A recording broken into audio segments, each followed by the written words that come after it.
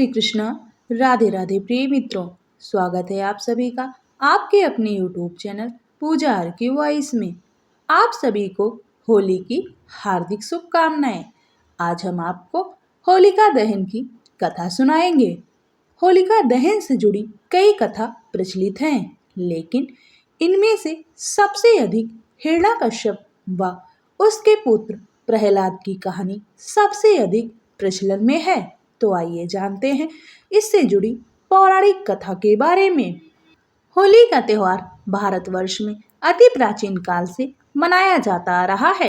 देश भर में होली का त्योहार बड़े ही धूमधाम से मनाया जाता है। रंगों की होली खेलने से एक दिन पहले होलिका दहन की परंपरा है, जिसे बुराई पर अच्छाई की जीत के प्रतीक के रूप में मनाया जाता है। इस दिन लोग लकड़ियों और उपले से होलिका तैयार करते हैं और शुभ मुहूर्त में अग्नि प्रज्वलित कर पूजा करते हैं। धार्मिक मान्यता के अनुसार इस दिन भक्त प्रहलाद को जलाने वाली उनकी बुआ होलिका स्वयं अग्नि में जल गई थी, जिसके कारण यह पर्व यानी होलिका दहन का पर्व मनाया जाता है। आइए जानते हैं इससे जुड़ी पौराणिक कथा, होलिका दहन की पौराणिक एवं प्रामाणिक कथा। ऋषि कश्यप और दिति के दो बलशाली पुत्र हिरण्याक्ष और हिरण्यकश्यप थे और दो पुत्रियां जिनका नाम सिंघिका और होलिका थी। हिरण्याक्ष धरती को जल में डुबो दिया था, तो भगवान विष्णु ने 12 अवतार लेकर हिरण्याक्ष का वध कर दिया था। सिंघिका को हनुमान जी ने लंका जाते वक्त रास्ते में ही मार दिया था।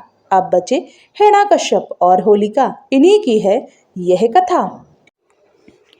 एक बार की बात है, त्रैलोक पर विजय प्राप्ति के लिए यानी कि त्रिलोक पर विजय प्राप्त करने के लिए हिरण्याकश्यप ब्रह्मा जी की तपस्या में काफी वर्षों से लीन था। असुरराज हिरण्याकश्यप की तपस्या से ब्रह्मा जी प्रसन्न हो गए और उन्होंने असुरराज हिरण्याकश्यप को दर्शन दिए और उसे वर मांगने को कहा। तो ब्रह्मा जी से उसने कहा कि हमें अमरता का वरदान चाहिए। ब्रह्मा जी ने कहा कि यह तो संभव नहीं है, तुम कुछ और मांगो। तो उसने कहा कि आपके बनाए किसी भी प्राणी, मनुष्य, पशु, देवता, दैत्य, नागादि किसी से मेरी मृत्यु ना हो। मैं समस्त प्राणियों पर राज्य करूं। मुझे कोई ना तो दिन में मार सके और ना ही रात में मार सके, ना तो मुझे घर के अंदर मार सके और ना ही बाहर मार सके।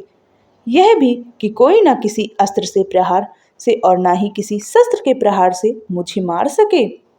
ना भूमि पर, ना आकाश में, ना पाताल में, ना स्वर्ग में। उसने ऐसा वरदान ब्रह्मा जी से मांगा तो ब्रह्मा जी तथास्तु कहकर उसे वर प्रदान करके अंतर्ध्यान हो गए। हिरण्याकश्यप जब तपस्या में लीन था, तब उसी दौरान देवों ने असुरों पर आक्रमण कर उन्हें परास्त कर दिया था और देवराज इंद्र हिरण्याकश्यप की गर्भिणी पत्नी कयाधु को बंदी बनाकर ले गए थे। परंतु बीच रास्ते में ही उनकी मुलाकात देव ऋषि नारद से हुई। नारद जी ने इंद्र को उपदेश दिया कि आप ये पाप कर रहे हैं। उपदेश सुनकर इंद्र हिरण्याकश्यप की पत्नी कयाधु को महर्षि के आश्रम में छोड़कर स्वयं देवलोक को चले गए। गर्भवती कयाधु को नारद जी ने विष्णु भक्ति और भागवत तत्व से अवगत कराया। यह ज्ञान गर्भ में पल रहे पुत्र प्रहलाद ने भी प्राप्त किया। इधर हिरण्याकश्यप जब लौटा तो इस वरदान से उसके भीतर अजर अमर होने का भाव उत्पन्न हो गया। इसके चलते उसने धरती पर बहुत अत्याचार करना शुरू कर दिया था। उसने देवों को अपना दास बनाया, ऋषि मुनियों व भगवत भक्तों को तंग करने लगा, परेशान करने लगा, यज्ञों को नष्ट भ्रष्ट करने लगा। उसने आदेश दिया कि उसके राज्य में किसी भी देवता की पूजा नहीं की जाएगी, किसी भी देवता की पूजा नहीं होगी। उसने कहा कि हिरण्य नमा के अतिरिक्त अन्य किसी भी मंत्र का उच्चारण नहीं किया जाएगा। पूरे राज्य में स्वयं उसी की पूजा की जाए, अन्य किसी की नहीं। उसने कहा कि जो ऐसा नहीं करेगा वह उन्हें मार देगा, उसे मार दिया जाएगा। उचित समय के बाद प्रहलाद का जन्म हुआ तो राज्य में खुशियां मनाई गई। हिरण्याकश्यप के 4 पुत्र थे, अनुहल्लाद, हल्लाद भक्त प्रहलाद और सहहल्लाद प्रहलाद का उपनयन संस्कार करके उसे गुरुकुल भेजा गया।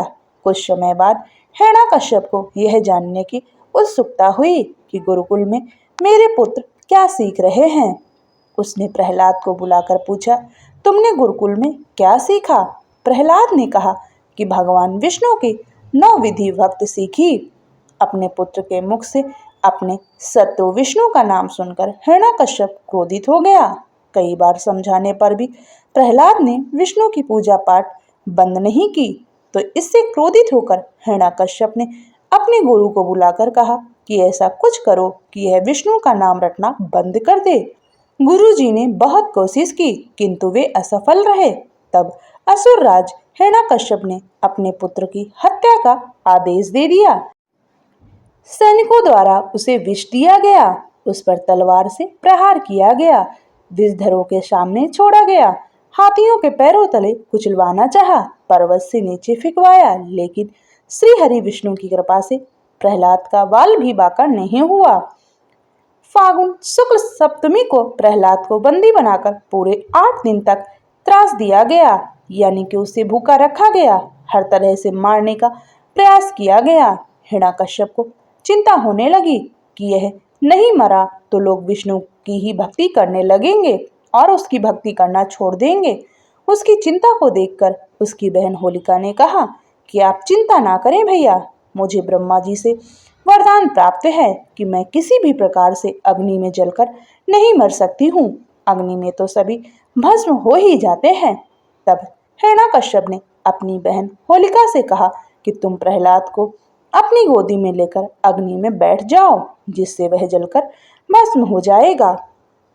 होलिका को वरदान था कि उसे अग्नि तब तक कभी हानि नहीं पहुंचाएगी जब तक कि वह किसी सद्गति वाले मानव का अहित करने की ना सोचे। होलिका यह बात भूल गई थी कि वह अपने भाई की बात को मानकर अपने भतीजे प्रहलाद को गोदी में लेकर अग्नि में बैठ गई। इस दिन फागुन माह की पूर्णिमा थी। सद्गति वाले प्रहलाद का अहित करने के प्रयास में होलिका तो स्वयं जलकर भस्म हो गई और प्रहलाद श्रीहरि भगवान विष्णु का नाम जपते हुए अग्नि से बाहर आ गया। यह देखकर तो हिरण्यकश्यप और भी ज्यादा क्रोधित और चिंतित हो गया। इस घटना के बाद हिरण्यकश्यप ने प्रहलाद को एक खंबे से बांध दिया।